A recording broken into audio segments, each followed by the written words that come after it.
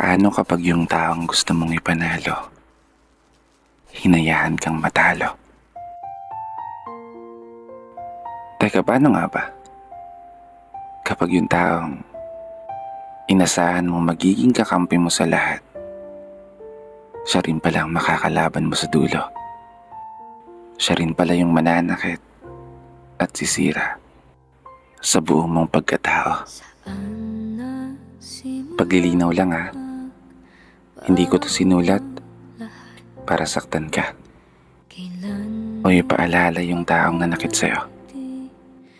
Sinulat ko to baka sakali lang na mapagaan ko yung nararamdaman mo.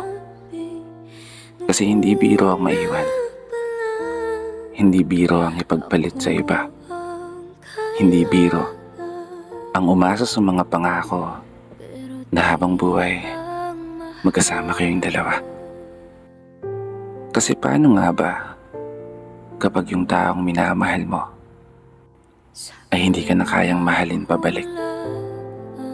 Paano nga ba kapag tuluyan ang nanlamig yung dating mainit at matatamis na halik? At mas masakit pa doon, yung bigla ka na lang ipagpalit. Paano ka nga ba makakabangon muli? Paano nga ba pahihilumin yung sugat kung sa tuwing ipinipikit ang mga mata ay palaging imahe mo pa rin ang siyang bumabalik? Oo, naiintindihan kita sa punto na mahirap naman talaga kalimutan agad yung taong minahal mo ng sobra. Mahirap naman talaga muling maging masaya kung nasanay ka na siya ang palagi mong kasama. Pero wala ka ng ibang magagawa kundi kailangan mong tanggapin ang lahat at maging matatag hanggang sa araw na humilom ang mga sugat at muling makausad na sa paglalakad ay wala ka nang lilingunin na alaala. Magiging okay ka rin balang araw. Makakaya mo rin yan. Mas mabuting gawin mo ngayon, mag-focus ka sa sarili mo at mas mahalin pa ang sarili mo. May dahilan ng lahat kung bakit nawala sa'yo.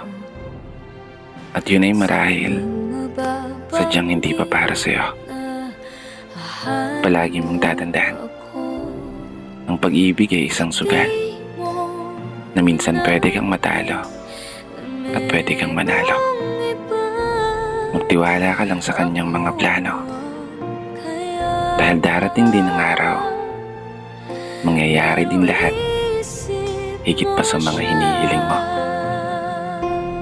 Isang mahigpit na yakap